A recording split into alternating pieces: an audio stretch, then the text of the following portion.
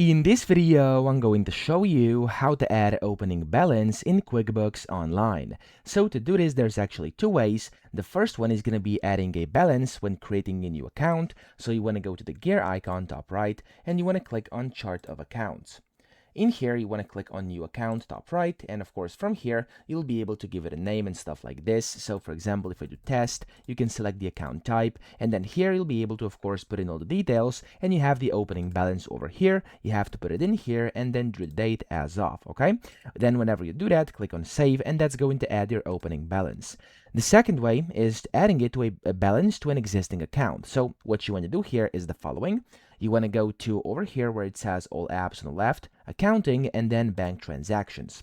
Now inside bank transactions, click on go to bank register. And what you want to do is essentially click on the account. You want to change the opening balance off. So I'm just going to go with checking right now. Then you want to scroll down to the bottom and you want to find the opening balance equity. Now usually this is towards the bottom, so you want to find it and click on it. And then here you can of course change this. For example, right now I have 5,000. If I do 5.5, I can just change it, click on save, and then here I'm going to click on yes. And there we go. It's going to basically change it. Okay, so that's how you do this. I hope this video helped you out. If it did, please subscribe to the channel and help me out as well.